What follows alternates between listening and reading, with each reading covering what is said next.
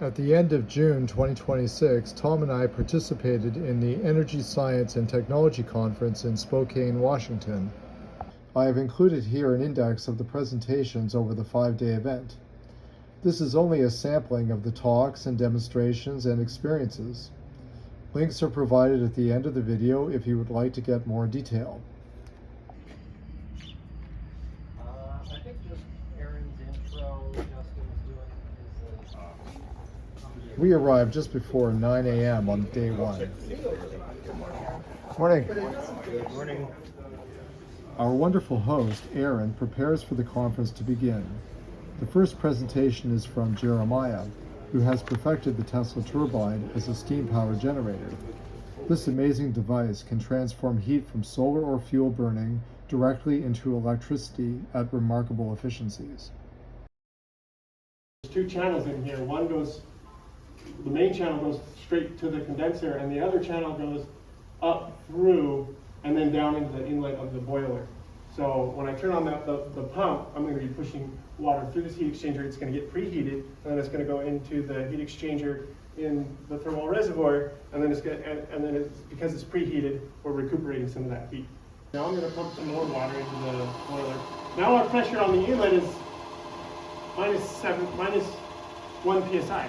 So there's no pressure in there compared to atmosphere. We're actually in more pressure than the boiler is right now. Go back in a little more gas out of the water. Okay, so talk about it. It's all steam driven. 16,000 RPM. It's all steam driven. Yeah. Mainstream steam, and finding an efficient way to make it force. Yeah. On a small turbine to get 43% is actually amazing. You need a gigantic turbine to get 54%, the absolute max that has ever been. Then we're at 40,000 RPM. Operating speed is about 35,000 RPM. This is about 2,300 watts of light bulbs right here. I won't run them continuously. So you can see the inertia in the rotor actually powering this, and then a little bit of energy has been being added by the steam. So it's just intermittent. I also have these here. These are both. This is 1,000 watts of light bulbs right there.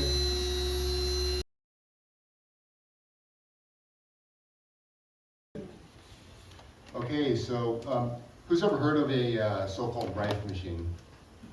Okay, almost everybody. This might light up for about maybe 10 seconds. I don't know, Yari, can you turn these lights off in this bay real quick? Aaron, what is it? What is what? What is it? So I have an RPX here. I couldn't find a board to put on here to bring this stuff. I had it on a different cart before. So the RPX normally is electrode delivery. Over the years, a lot of people have had basically no success in properly lighting a tube from amps. And so Paul Babcock died in the middle of developing an amp. We got it to work, but it didn't perform very well. Eric helped me with the circuit, but it's really more of a tube amp circuit design. And so after the conference, Adrian's going to point me in the right direction to move into an amplifier method that will be more suitable for this type of purpose. And then, so this is the output of the amp is going to this little Tesla coil here. And then the output of that goes to the tube that people refer to as a so-called Vanatron tube. It's one of these phony X-ray tubes with gas in it to light up, and when the gas is illuminated, then that's the antenna emitting the carrier and all the sidebands. And so this will be manufactured by somebody else, so anybody who has an RPX can just plug into the amp and then into a unit with some uprights in the tube set up, so they can turn any RPX into a tube system. Then after that goes out, then there'll be a fully self-contained unit with the RPX circuit, and the amp will be built into that same type of unit, and that'll come second. Oh yeah, I have to turn the switch on. Is that light? Okay. So that's sweeping. I should have a thermal camera to look at this to see when it's getting too hot. But you can see that the light it's sweeping every time you see it pulse. It's going through the entire sweep from very low all the way up to boards. Okay, so this is just at 14 volts. It's intended to run at 24 volts. The way this circuit is there's it's a push-pull amp with two MOSFETs on it. Be a 50-watt amplifier, so 24 volts, maybe 3 amps with the losses or whatever. You'll wind up with about 50 watts of true radiated RF here, which we did prove that with when Paul was still alive. That is the power level we're working at. So, probably turn it off for a few seconds. Anywhere. So the tube is called a panetron? Yeah, the way this works, all the sidebands are coming through all the way out to a certain level. I don't know how far they keep going, but it's not much different than what's actually coming out of the RPX. Take note. Yeah. And if you look at the Rife machine report, that's between the Rife machine report, Bedini's 3-hour something presentation on the RPX. Between those two things, you really don't need anything else to learn about Rife, because that basically has all the most accurate information. Most of the websites online are complete nonsense. Because when you see books that have hundreds or thousands of Rife frequencies and all this, it's all 100% fake and made up, because Rife only had about 25 frequencies, that's it.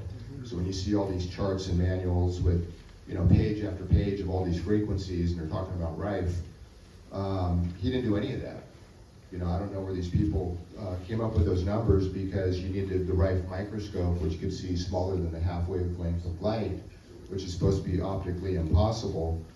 And so if you didn't have that, then how are you supposed to know what frequency corresponds to all these hundreds or thousands of different things? So literally, it's completely fabricated. So literally, Rife only had 25 frequencies. Adrian discussed at length his CoMra effect device.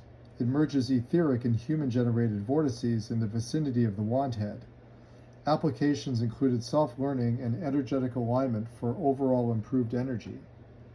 So it looks like about probably 85% of everybody in here is familiar with James DeMeo. He has quite a few different books. Probably one of the most popular ones that a lot of people in the hobbyist field and who's been looking into alternative energy and science over the decades is the Orgone Accumulator Handbook. Who has a copy of that? About a quarter of the room.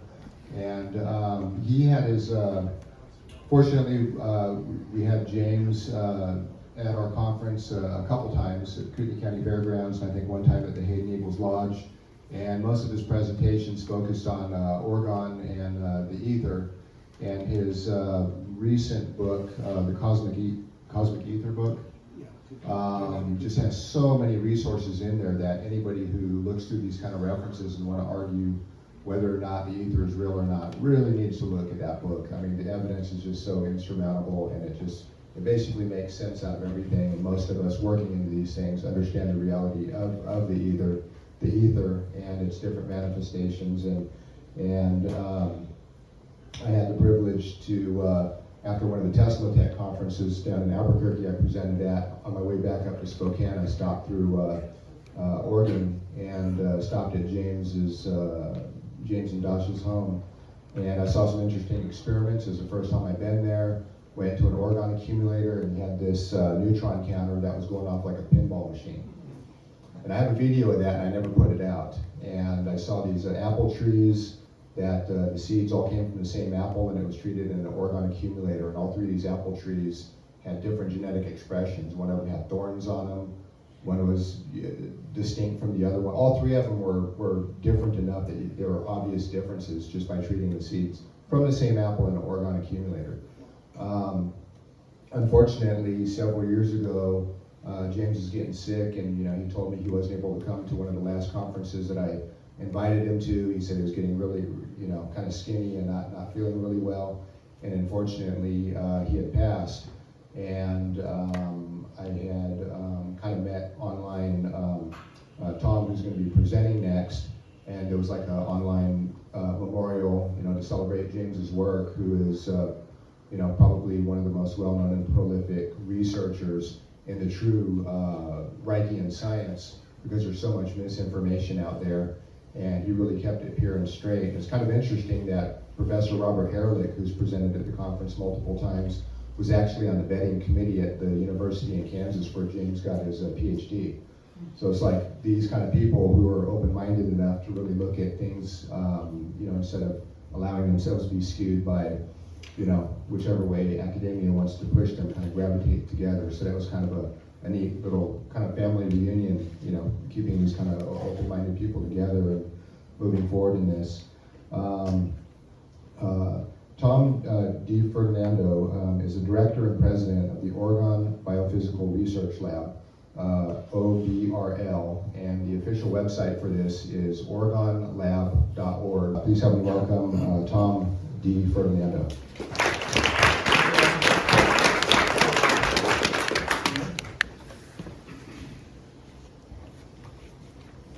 Hi, everybody. I have to thank Aaron also for inviting me to speak here. It's definitely a privilege and a thrill to be, I love being around hands-on people, so especially around machinery, that's kind of fascinating to me. When he invited me, it was first because he saw I had written a little update on some work that I was doing with Dave Moret here on the Orgone motor. And Dr. DeMeo was working on trying to reproduce Reich's discovery, which Reich kept a secret of what he did. And at the end of James's life, he was working on that.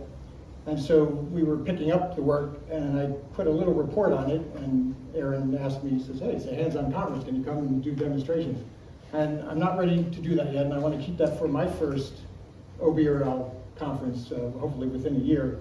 But I'm still going to, I figure at least I'll get the motor into the motor force of inner and outer space. And we'll do two brief little demonstrations too, so that we keep the demonstration energy in here. So why Orgone? We have the elan vital, we have animal magnetism, we have chi and ki and prana. We have all these terms. Why do we need another one? Well, the main thing is that Orgone is a scientific term. That's unique. It denotes a whole range of specific lab experiments that people can do and other observations, and it identifies them, and that's the word that we're using for that. The Orgone's been physically objectified and demonstrated. You can see it, feel it, measure it, photograph. All those things have been done. It is a real energy, it is not just a concept. And I'll be going into more detail on that. It has many interconnected properties. It's spontaneously pulsatile. It's cyclical in its nature, oscillatory, excitable, compressible and mass-free. Charges and radiates all living and non-living substance. Penetrates all matter, although at different speeds. And it's strongly attracted to living things, most strongly attracted to living things, water into itself. So ubiquitous medium, highly organized and discrete identifiable functions, self-organizing, self-motivating. It's a cosmic ocean of dynamic, self-motivating, organized, just said that connects the physical universe, planets, and creatures. I started calling this the sticking point because after decades of doing this work, I found that when you talk to people and explain this stuff to them, they're often, many of them are kind of interested. A lot of people are really skeptical. They start getting uncomfortable when you talk about this stuff. And then when they try to convey it themselves, they're always kind of going off into these other directions. It's like, what's the problem with this stuff? It's not that hard to understand. There's something going on that makes it more difficult. And the sticking point is that the energy pulsates spontaneously, okay? It moves by itself. There's nothing that makes it move. I should also parenthetically point out, okay, the word pulsation is one of the main words that Reich used. It's a good word because it conveys life, but in a way a more accurate word is oscillation, even though it's kind of mechanical, because the life energy oscillates. Pulsate implies expanding and contracting, but it also spirals, like vortex, rotations, waves. So they're all this back and forth motion, so it oscillates. But Wilhelm Reich came up with something very different, puts them in a whole different category. So for the life force, the supreme being, he called it the Orgone Energy, and for the wrench and human machinery, he called it iron. And he put these on a natural scientific basis. That's one of the things that makes them completely unique.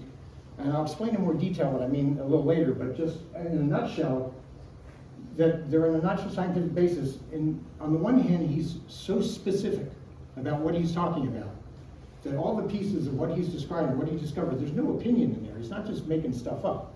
This is solid stuff with observations and experiments, and he puts it all together, and all the pieces go together in a way that makes brilliant sense. And then, this is also my train of thought. So, and the other thing is not only is he specific, but his work is meaningful, meaning it impacts your moment-to-moment existence in your daily life.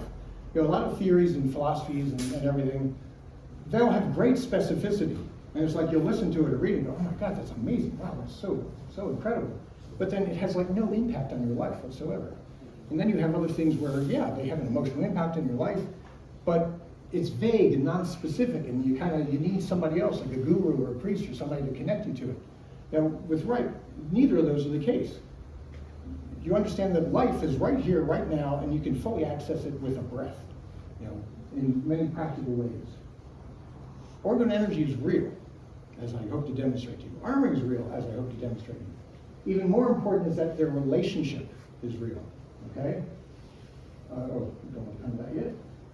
What do I mean by that? Okay, like I said, armoring deadens sensation and emotion. I mean, it's a defense. It has an important survival function, but when you're living that way all the time, it really lowers the intensity of your life. One of the things that happens is that, like I'm talking about pulsation, okay? If this life energy oscillates, right? If you think about it, there is structure and motion in that oscillation, okay? If something's moving, like in Newtonian mechanics, you just expect it just keeps going unless something stops it. But think about this, if this energy throughout space and within us in a microscopic way, it'll go out and pull back, or it'll spiral and go that way, and then that way, and that way, and that way. And there's nothing on the outside forcing it to do that. That's internal. What does that mean? That means not only is the motion spontaneous, coming from the inside, but organization. It has structure. In order for something to oscillate, it has to have structure. So for me, this is part of the proof that this energy is self-motivating and self-organizing. Now with armoring, you kill or you diminish that impulse so that you kind of know it's there, but not quite. You know, we can all sense, like I said, some life force and that there's something wrong with humanity, but we don't quite know what it means. You know, it finds its way into our sciences and our religions and our cultures and our philosophies, but not quite. It's like you get a little bit of it, but we can't go all the way with it. So you have this pulsation, armoring attacks that living component. Now what happens? Well, now motion and organization are no longer tethered together. All of a sudden they're separate. We can see motion in the universe, we can see organization. Well, if we don't feel them connected as coming from the energy inside, we need outside explanations. So now you can understand the dichotomy between science and spirituality, right? Because we use science is the realm of explaining motion. Religion and the mystical traditions, they're there to explain the meaning, the organization, the structure of things. So the two remain in two completely different categories, and yet they are fully integrated. What this means functionally is that anywhere you find illumination, there must be an attraction function somewhere. Anywhere you find attraction, there must be an excitation function. That's how functionalism works. And you put the pieces together like that. Now here's some of the scientific evidence. Okay, what Reich did, not a great photograph, was he assumed that electromagnetic radiation is kind of disturbed by the Orgone energy, and the Orgone energy is disturbed by it. So what he did was he took an X-ray photograph of his hands, just like this, and all you see are just the bones of the hand. Then he rubbed them together and excited them energetically, and you can try this yourself too. And then you feel that magnetic pull between your hands if you've never done it before. Okay. Then you took another photograph of the X-ray, and you get the feel. It shows up around the hands. So this is another example of mutual excitation. He feels the attraction, and that's when he says, take the photograph, and then you see the illumination. I'm going to take a little break from me and have my senior scientific advisor, Dave Marek. Reich built an Orgone Energy field meter. I was hoping I'd be able to bring it to you, but I think James had dismantled his. I couldn't find it in the lab anywhere. That would have been a fun demonstration, but so I don't have that. But Dave brilliantly created a solid state version, and I'm just continuing with Pat while they're setting up the camera. Brilliantly created this, I mean, he'll explain it all to you, a handheld, Reich's was like this big, they're just like these guys, and we've got this handheld version of a life energy meter, and he's going to do a demonstration for you, and I'll be up here with him, and we can discuss stuff. Tell everybody. My name's Dave Brett, obviously. I'm from. Do you hear? Okay. I have a company called Helionosis. It's helionosis.com. I've worked with Tom now for a few years and with James DeMeo for many years. In fact, James was one of the primary motivations and biggest person helping me to develop this meter that we're going to demonstrate now. So, as Tom was talking about, the physical aspect of the Orgone Energy as it was being first discovered, it was done in a number of ways. First with the bions that Tom was talking about, but later it was done with a device called an orgonoscope, which was a long tube with a lens on one end and a Celotex layer on it. And if you look through that thing, it's like a telescope, and you can see wavy lines in the distance. You call it an orgonoscope because you could visualize the energy that was in the atmosphere using this device. This was one of the things that was discussed in the Cancer Biopathy, a very important book of Wilhelm Reich. Of course, the accumulator is an extremely important device for showing the existence of the Orgone Energy, and one of the most important ways, besides healing, is through a temperature difference that you can measure with the accumulator. So if you take out control blocks and you have the accumulator will always be much hotter than the control blocks. And it's not a big difference, but it's consistent. And as you were saying, when the weather is poor, this temperature difference disappears because the Orgone Energy rises up into the atmosphere with clouds. So while Reich was doing these experiments on these particular devices, he came up with a new configuration. What he did was, instead of having an Orgone accumulator which had 6 faces, all facing inwards, and you would sit inside, it had only 2 faces, one that was above and one that was below. And he connected this to a medical diathermy machine, which is a device that creates heating in the tissue. It's used for accelerated heating in people's bodies. It operates probably 30 megahertz, something like that. It's sort of like a Tesla coil, really. So you put a light bulb in between the 2 plates and connected the diathermy machine sort of like an antenna on one side. And when he brought living things up to the top plate of this arrangement, he noticed that the light bulb that was connected between the plates would start to glow. And so he started to bring other things, like his own body, like live fish. He would place them on the plates, almost like a Kirlian phenomenon. And he would see the bulb would glow. And he noticed that as the fish was dying, the glow became weaker and weaker and weaker. So he came to realize that this particular arrangement was capable of measuring in a rough way the life energy that was in the thing that was sitting on it. So back in the late 90s, I sort of dredged up this particular phenomenon from this book, and I started to try to reproduce it and see if it could be made into a practical device. And I started to make some progress on it, and I contacted Jim DeMeo, and I found out that he was also working on it at the same time. So we decided to work together on it and see if we could develop something.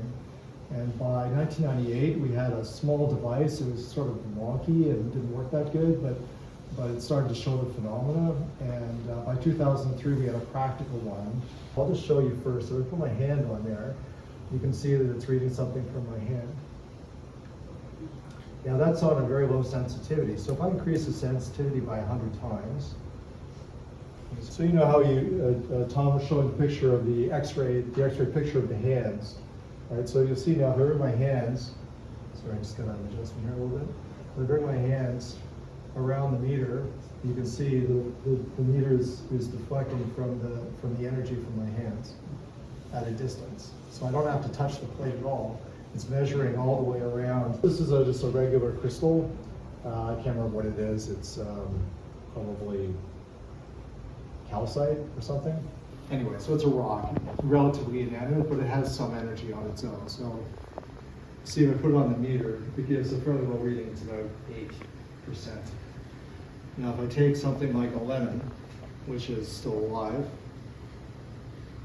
and put that on the scale, see that has a much higher reading, way higher reading. So the inorganic material is very low.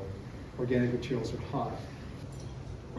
So the last thing I want to show with Bruce's distilled water, hopefully this will work still.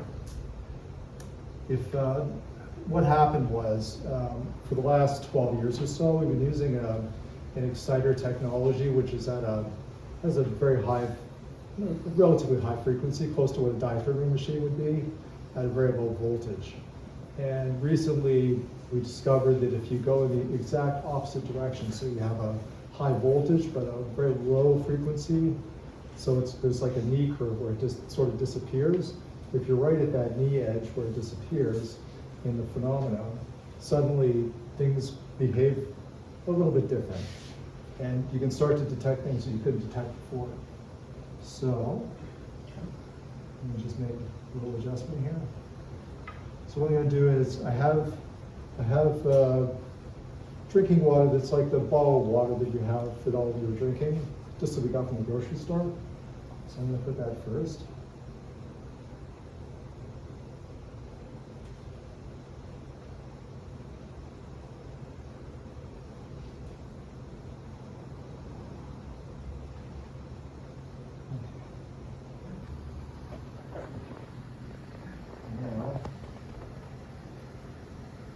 Put Bruce's water.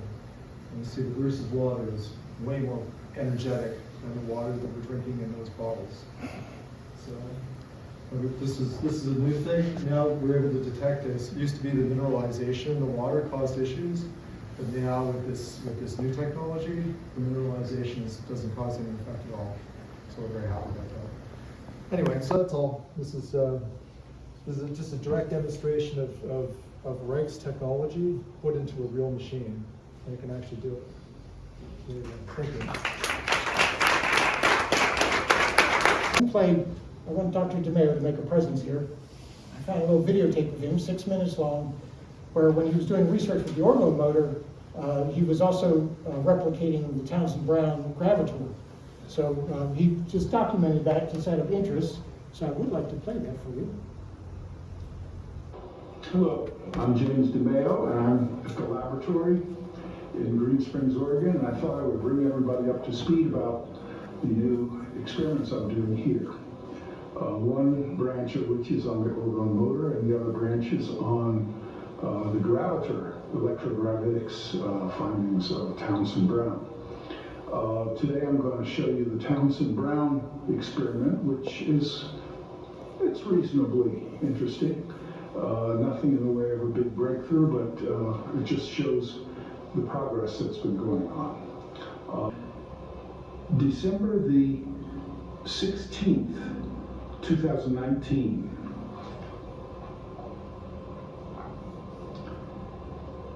Now here is the power supply, which is a high voltage set which I built with help from many people. And the way it works is we start off with a battery bank here. There's 3 12-volt batteries which feed a negative and a positive, the black and the red wires you just saw there. And it goes into a flyback, which then feeds into a diode and capacitor board, which builds the relatively low high frequency voltage of the flyback, which is about 2,000, 3,000 volts, and it builds it up to about, in this case, about 90 to 100,000 volts.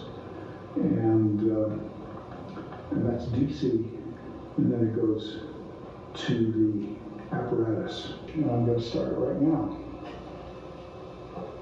And you hear that a slight hissing sound, and already the gravitors are moving. There you can see the gravitor is a little better there. I'll give you a close-up when we come back around. Okay. And that's a respectable speed just for a few seconds of operating. I'm going to crank up the power a little bit. For those who don't know this, there's no visible means of propulsion here. And within less than a minute, this thing will be cooking at around somewhere between 2 and 3 revolutions per, 2 or 3 seconds per revolution. It's a self-regulating hole, what we have here in front of us. And then there's self-regulating holes within the self-regulating hole, and self-regulating holes within that. The energy pulls in, it gets organized, it charges and discharges and dissipates. That's the cosmology. Self-regulating systems, that's the life energy, the oscillation of the life energy, the sticking point. So they all work together through superimposition, neutral excitation, attraction, and illumination. So anyway, hopefully you will be inspired to look at storm systems, human behavior, groups, cultures, everything from microorganisms to physiology and galaxies, to look at them all different now. They are all solid clues that are tapping into the motor forces of nature. And there's just a pretty picture of Dave and I working on the Orgone Energy tube for the Orgone motor, but more on that in the future.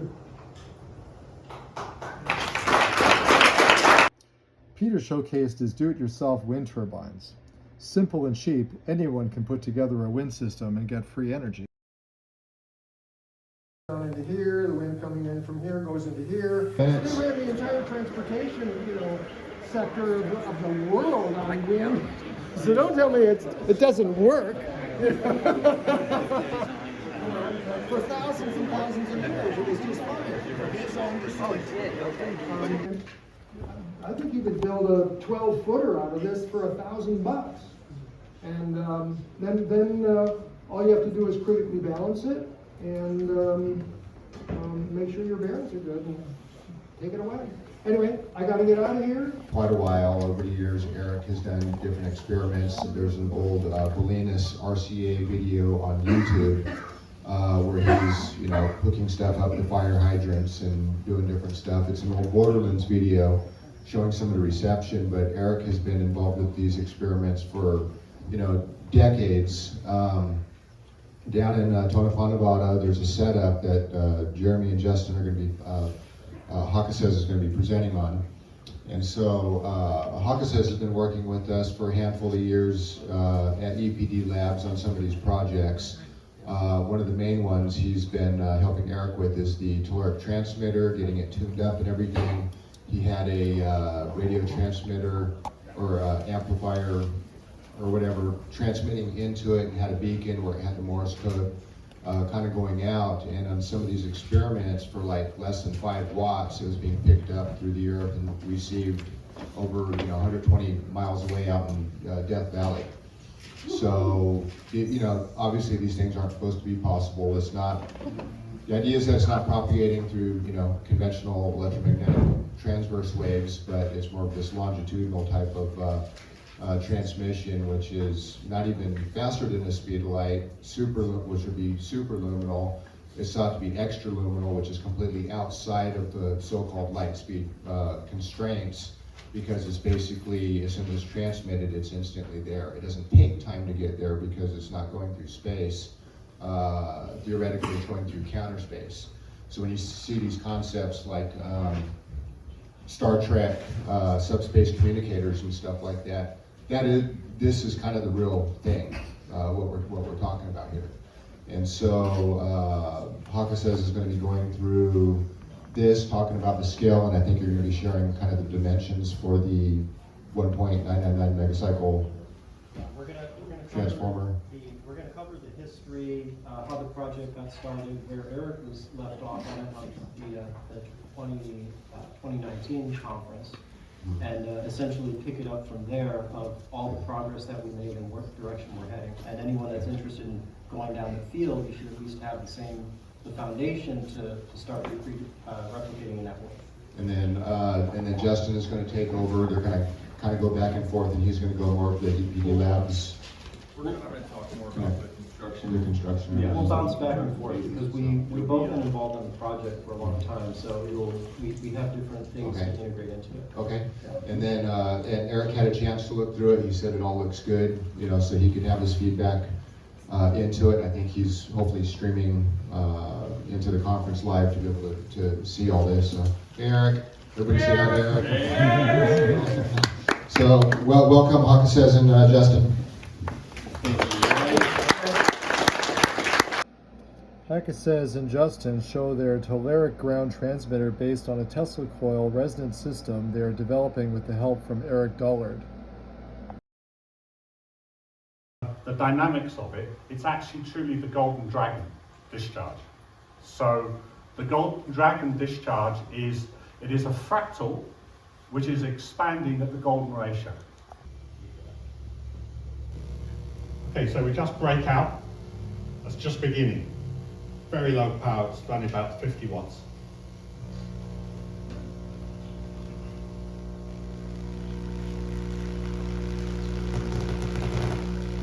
Tune a little, tune the tube. Spitting a little bit, it's not smooth. You hear by the sound how it's proceeding.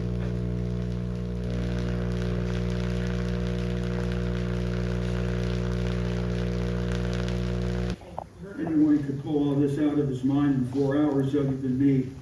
So I put a prologue together of what this presentation basically covers, and then I'll go through the slideshow and describe each of the slides.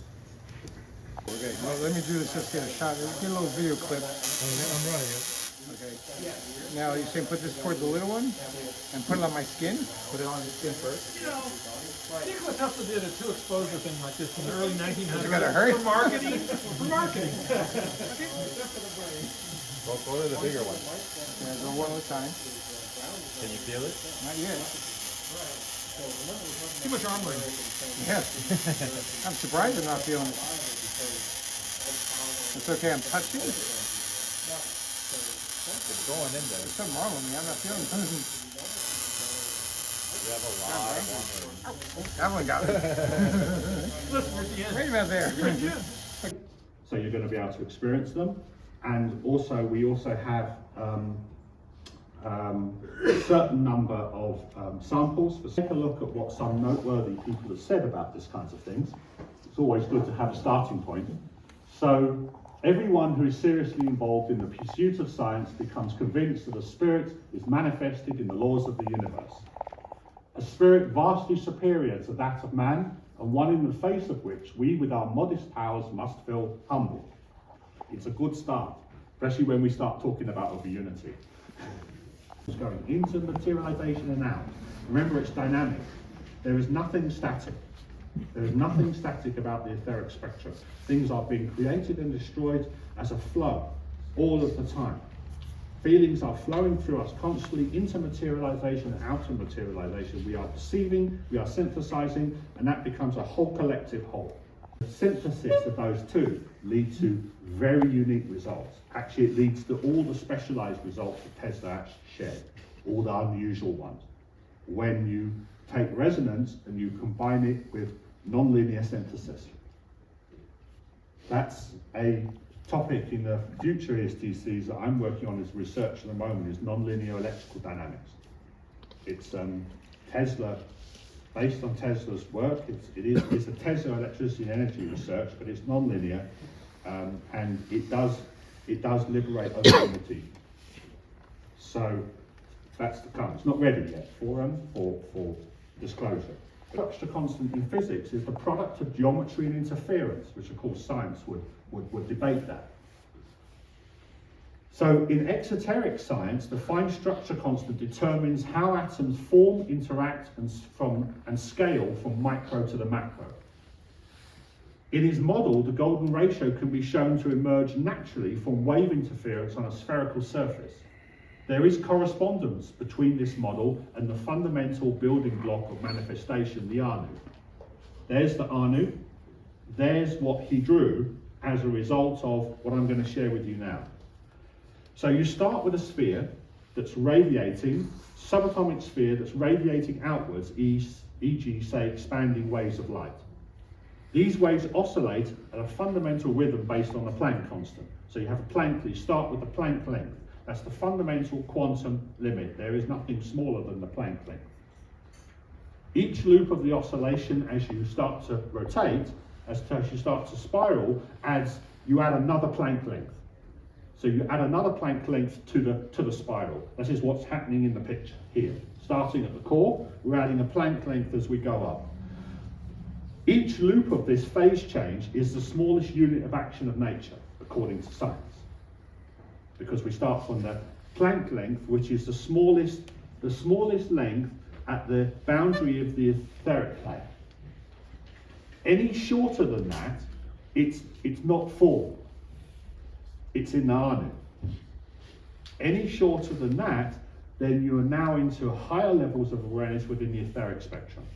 So there are space, time, matter, and energy exist entirely across the etheric spectrum. It's not just in form, but the vibrational constitution of it, of course, is different. Etheric matter is different from physical matter. We know the physical water molecule has electromagnetic properties from its polar configuration, and it can align with the dielectric and magnetic induction fields. The etheric water molecule results from a specific and fluid alignment of the Anu. It's a very fundamental alignment of the Anu for the water, and hence it's capable of responding and supporting different configurations of the etheric vibration. This is one of the wonderful things of water. So because of the nature of its fluidity, it's able to support many, many configurations directly from the etheric realm. Al discusses his excess energy motor coil designs. He follows with a schematic of his motor and battery charging system before playing video of his successful motors in action. All of this, you'll be able to do it, no problem. And here it is, a top view of it, and a top and front axle view, further assembled Dynamo 3 with multi-channel mirror image wound impulse coils now installed before a wiring process. So this is, it takes, these are all taper countersunk, so it's an improvement over Dynamo number 1. And everything's brand new, literally. I just had this axle all built for it, and the stator plates, very expensive as well. But that's what it takes to make something that gotta get, when you've gotta go off grid, you gotta roll up your sleeves, you gotta do something. Okay. It doesn't need to go fast to produce power, full power. In fact, this is the best, 12.1 watt, 30.55 on battery C, 30.21, and they'll climb 14 and a half, 15 volts. Just depends on how long you run it. When I start to recirculate energy back into the system.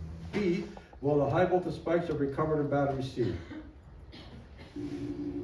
Now it's running in a loop on itself, so it's not always an open system. Now it's running in a closed system, 12.65 volts, and that energy is coming right from battery B through the inverters into the power supply, and the power supply is one of those precision ones. They're modern now. It gives me a precise control. You can vary the volts and amps, and that goes right into the capacitor, and then the capacitor now acts as it runs the impulse side of the input. So it's just circling it around and around now. Still spinning the rotor at 700 plus RPM. Under load with the bulb going. Al finishes with a discussion of the Alexander motor patent. The EMI, which is electromagnetic interference, which is what dirty electricity should be referred to. And so this presentation is going to go pretty heavy and deep into it. This presentation is heavily based on the short booklet by Eric called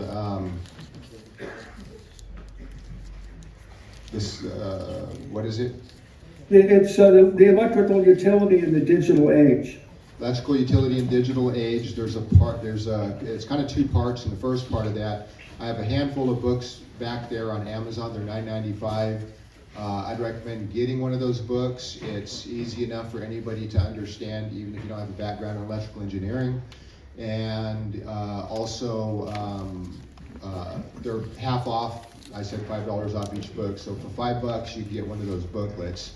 and that's going to inform you on, you know, how the grid is kind of screwed up and sabotaged and is not what it's supposed to be.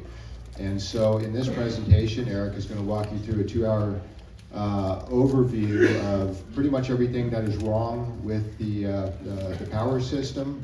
And so help me welcome Eric Dollard, and enjoy Gangrene Energy. A couple tribute videos taking some of his internet radio, your high voltage, and your spark gap is right here.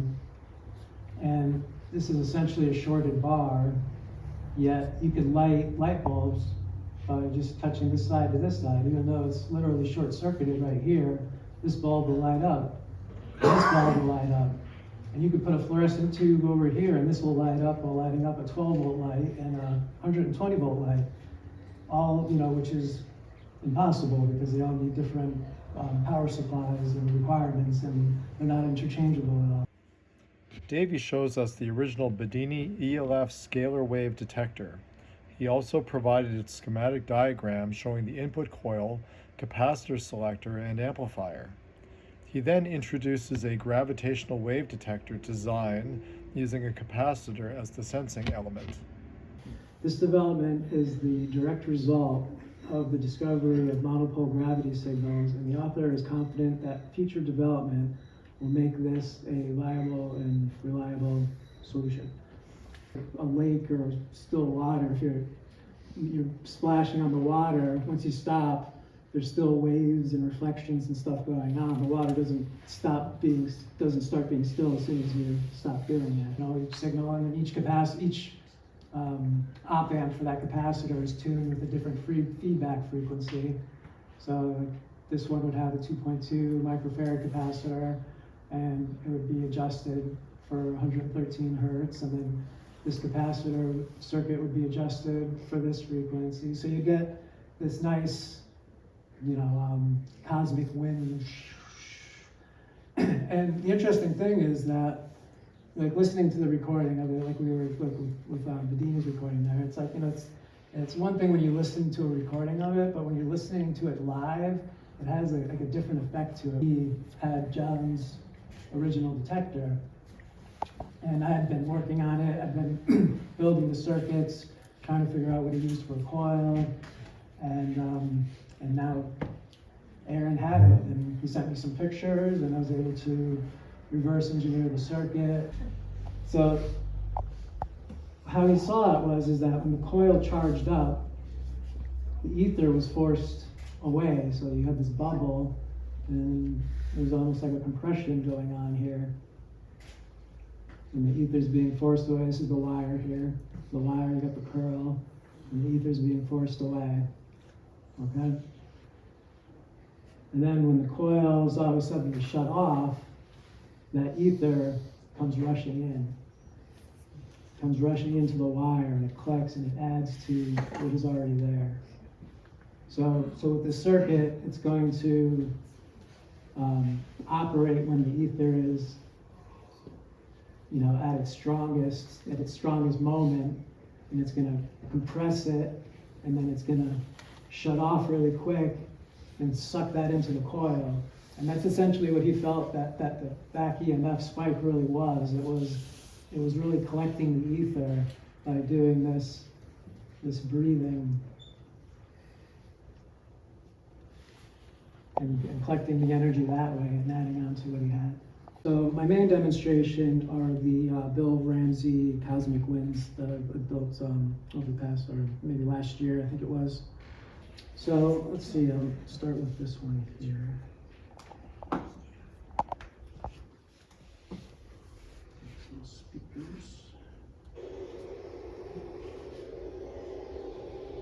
It kind of sounds like, you know, he calls them cosmic winds because it's got this nice, everybody can hear that?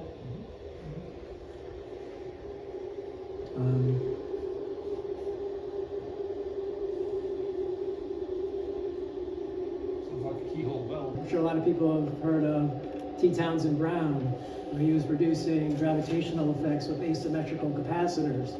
Well, electrolytic capacitors are asymmetrical capacitors. So it makes sense, you know, it's kind of like the speaker, it could be a microphone, or a microphone could be a speaker kind of analogy.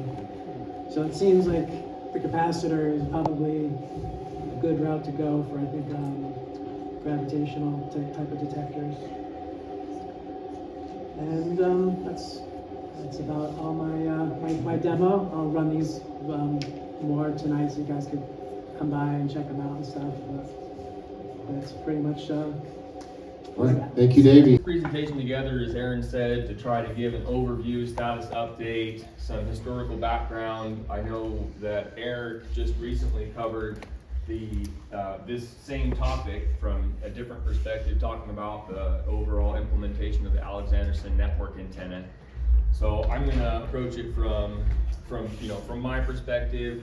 I'm going to try to keep this short. I'm condensing a lot of work and a lot of time down into a pretty short presentation. So this was intended to answer a lot of questions. I think it's probably going to generate more questions than it actually answers. But we'll just go ahead and get into it. So what this is an example of the kind of signals that we are attempting to receive from our long line. These are the telluric signals, the whistlers and the twingers and what have you. Whistlers. And I might just loop this while I'm talking, but power lines make it almost impossible. Hawkins can talk about, and we can talk after the presentation about some of the efforts that he's gone through to do some noise canceling, power line cancellation, get rid of the noise. And this is something that's part of our facility as well, consideration of the long line.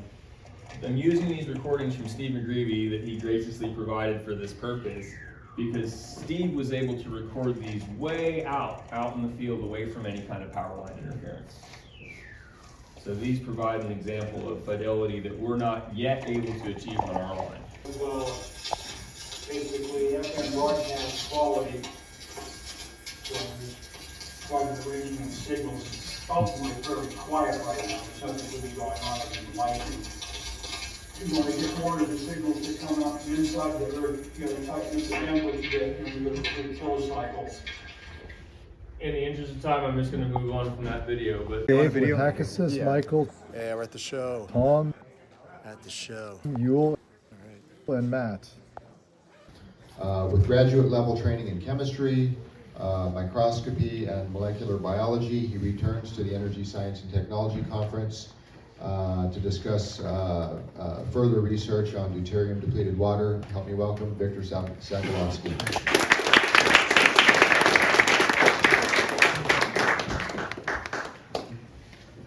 Thank you, Aaron, for having me. Okay, here we go.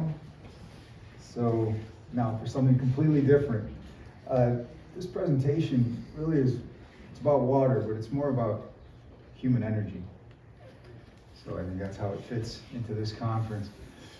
We make water called light water. That's a brand I came up with 7 years ago, and then about 10 years before that. It took about 10 years before 2019 to get it to a point where we had a commercial product available. So I'm going to start by giving you an overview of how water on the planet. Okay, so we're a water planet, but only 2.5 to 2.75% of Earth's water is fresh water. Okay, most of it is frozen in glaciers and icebergs, and so only 1% is available for all living things and their needs. So, and most of people on the planet, I would say just about everybody, with the exception of a couple thousand people, consume water that is 145 to 155 ppm level of deuterium. So that is the ocean is 155.76 ppm of deuterium, and you'll understand what that means as we go along. Efficiency, it doesn't have any room for error.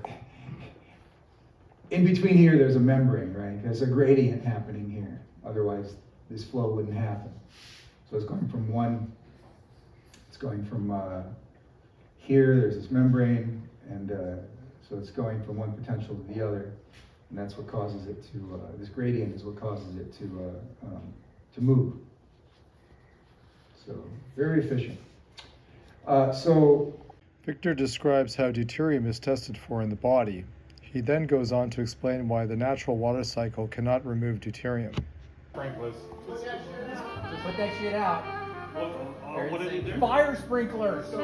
You gotta put that shit out right now. If that sets off a fire sprinkler, we got 60 gallons a minute coming out the ceiling.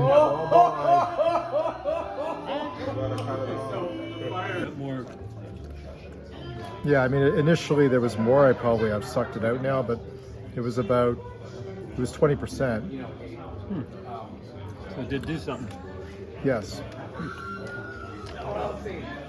Just the reading's drifting because it's on a very high sensitivity. Try it again. Let me just make sure.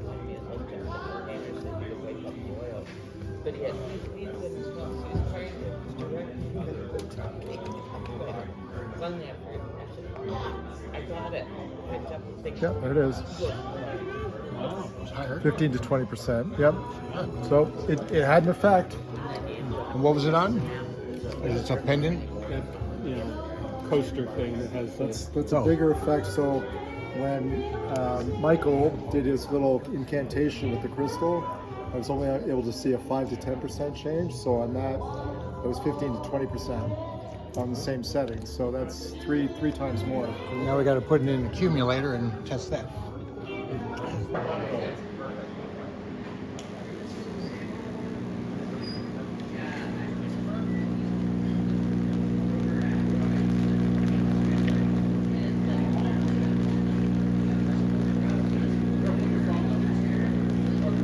It's not a problem. I got a shield.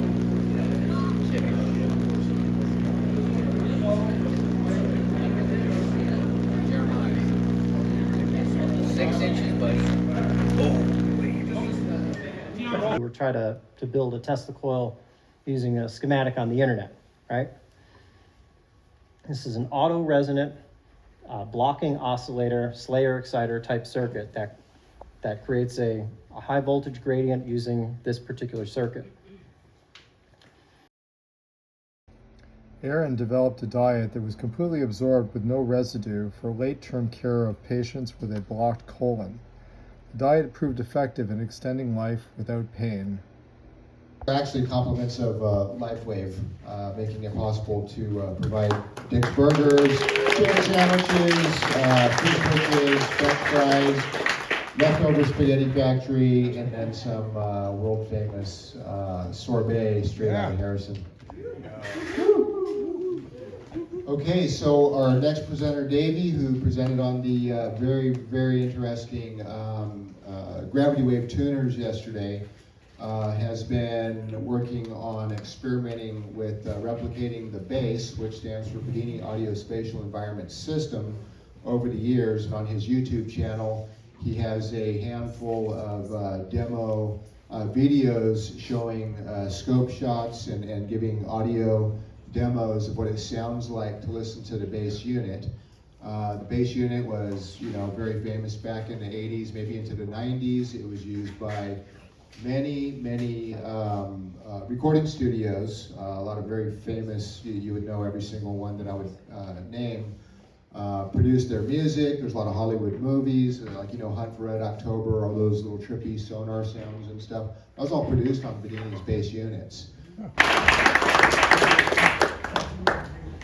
Thanks, Aaron. Welcome again, and this is my second presentation, and it is on, as Aaron pointed out, reviving the Bedini BASE, which is, as he said, the Bedini Audio Spatial Environment. This is the first production model that he put out in the early 90s. It's a 4-knob unit where it had pan control. It had near far, so you can make what was in the front sound further back and then bring the background more forward. So it would kind of make it sound like it was far away in a way. And then this would control the space, how much stereo space would there be. And then it had an output volume control knob. And then it had also a bypass switch. So you could do what they say in the audio industry, you can A/B it, so you can kind of flip back and forth and hear the differences, quickly and easily.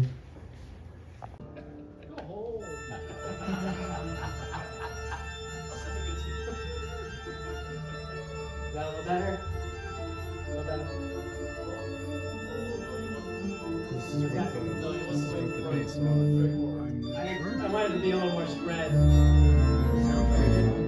I can bring in anything, so it's like they're kind of closer together. It's harder to get. It's not going through these speakers, right? No. That might have been better.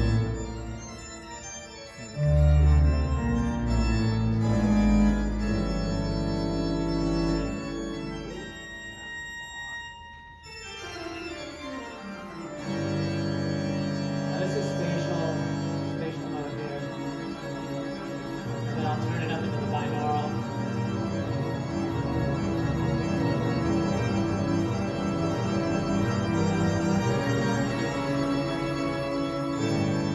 There's a little volume amplification in them. So there's this is the space, and this controls the volume of the output. So the processor adds a little bit of volume in it. So when you AV it, you might want to adjust. So I got that close volume.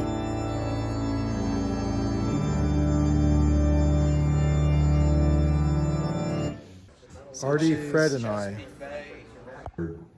Putting out there really don't have much meaning because the crystalline type panels are more efficient than, for example, the amorphous. Drawing on Peter Lindemann's works on solar and batteries, Aaron shows how advanced solar controllers can improve system efficiency. Aaron's controller is one of the first to meet Eric Dollard's EMI-free standard. The salinity test torpedoes, which they dial up to the surface, they get charged by the solar panels, and they dive testing salinity down to the bottom. They've been running since 1999, nonstop, with the batteries that we put in them. For this next presentation, this is somewhat kind of related to the Tesla turbine. Running a turbine in reverse, you know, the turbine, you put steam into it, rotates the disc pack in there, that comes out, you get mechanical power in the shaft. But if you put mechanical power into the shaft and rotate it in the opposite direction, it will suck water in one end and spit it out the other. Jeremiah's going to give a presentation. It's relatively short. Then we're all going to go outside and we're going to be able to see the demo. This, what you see right here, is a kind of a CAD design of what the aluminum machine pump was supposed to look like. We weren't able to get it in time for the conference. That is something that we're actually putting into a limited production that you're going to be able to purchase. So anyway, Jeremiah's been working on this stuff for a long time. This has been developed over about the last year. There's a bunch of different variations of the other pumps. Are you showing those also? Yeah. They're on top of that. I think people could just come around and see them throughout. Okay. I don't think I'll be showing any of those. Okay, so you'll be able to see the evolution of all the different generations of pumps, and then what we wound up with is absolutely astounding how it performs. And most of it's 3D printed, but when you see something that weighs 11 pounds, you know, moving 150 to over 240 gallons a minute, it's kind of mind-blowing. So help me welcome Jeremiah. Okay, so we got the Tesla disc pump.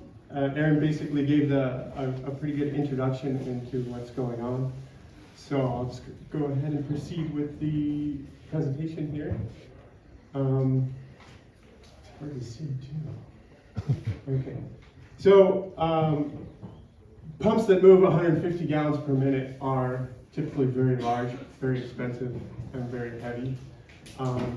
They require high maintenance, and of course, what Dr. Apple was talking about with the cavitation, they end up, the blades end up corroding away pretty quickly in comparison to the Tesla turbine, or the Tesla pump, which can, theoretically, it could last forever if it's run in the right, at the right speeds and with the right working fluids for the set points of the Tesla pumps. So we got some pretty incredible gallons per minute. This is basically the 240 gallons per minute that we see here is open flow. There's no back pressure other than the static back pressure created by just the enormous flow moving through the pipe. So let's see, 150 gallons per minute, that's kind of like what we wanted, and that's where it seems to sound the best, although we can go a lot higher than that. Yeah, 25 pounds for the aluminum pump. The plastic pump is actually, like Aaron was saying, it's like 12 pounds. 11.14. 11.14 pounds. And we do eventually want to make plastic pumps as well, so that's incredible. These amazing pumps are being made available in limited quantities. Gallons to 100 gallons. We pumped it from this tank directly to a second tank, and that took 40 seconds. So then at 150 gallons a minute, that was 750 watts at 1900 RPM. We tested 150 gallons a minute at about 4 PSI at 750 watts. At 750 RPM. That was the numbers that we hit. There we go. So I gotta get the air out of it. Air out of the line so that our flow meter starts to work.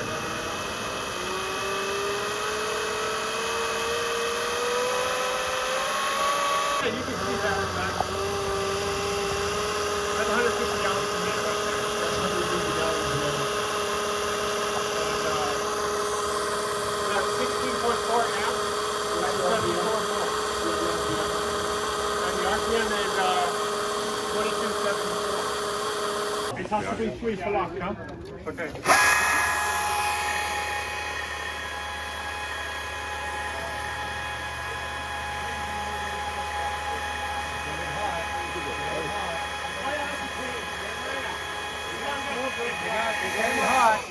You're running hot. Yeah, it's the chain. I don't have the fan plugged in. Okay, it's me and John.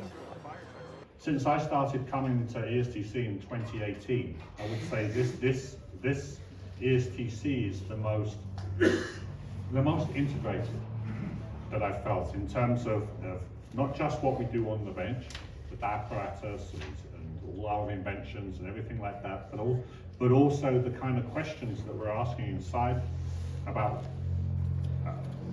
the deeper aspects of life, where these things come from, how we relate to them, how we use our intent in order to materialize the things that are actually life supportive. I love the hands-on world. You know, you guys tend to be more in touch with reality. It's like farmers. You know, I mean, you have to, if you aren't in touch with reality, your crops are going to die and your animals are going to die. You know, it's like a life and death thing. You know, even if somebody shuts off your power, my God, what an awful thing. You know, you got to get creative and pull it together, make it work. They're in different ways. Or is it like Orgone Energy a parent function where it's like the two motions are coming out from the orgone? Like, do they supersede each other, or is the orgone the parent, or is it the same thing as the ether? Well, I'd be interested to hear what others have to say. From the ergonomic perspective, ether is what I'm calling a placeholder. It's like it has a piece of the orgone, but it doesn't have the comprehension that Reich uncovered. So they're not the same thing, but the ether is a step in the direction of the orgone. For me, the orgone is very comprehensive. For example, it's easy just to say the ether. For example, when I'm referring to the etheric spectrum, that's the entire great manifestation. I mean, it's not just the etheric field at the interface between the quantum limit and the material world. I mean, that's the entire vibrational one life. I think that's equivalent to, I mean, you're using different terminology, but I mean, that's, you talk about the orgone as the entire one life. Definitely, and the only difference being what I try to bring into the discussion is the discrete energy functions. For me, there's no mystery. You know, there's no unknowable part. You know, that's a little bit different. We disagree on that. But the spirit is unknowable. Yeah. There's nothing you can know about the spirit. Yeah, I don't agree with that, because I feel if the spirit is real, it's a part of reality, and we came from reality, so it's got to be knowable. Knowable not in the way that it kills it, but knowable in the way that you resonate with it and can action it, and that it's thrilling. I would call that the unknown. You call that the unknown. Yeah. So there's the unknowable, the unknown, and the known. I mean, so in this dense physical realm, in a sense, we are very much in the know, the everything. But there, of course, there is the unknown, that which we do not know, which is massive in compared to the known. The known is small, the unknown is vast. But then there is also that essence, that source, which I don't think we can say anything about that. Yeah, that's where we disagree. Yeah, because that's fine. Yeah, that's fine. Yeah, because I mean, my argument on that is reality. How can there be something outside of reality? That doesn't make sense to me. And I feel like a symptom of that, the reason I've related to our global armoring, is the irreconcilable duality of science and spirituality. As we know they go together, and they are together, but we still put them in a separation. And for me, there's a little bit of a separation by putting an unknowable. So I mean, it's just, I lovingly add that to the discussion.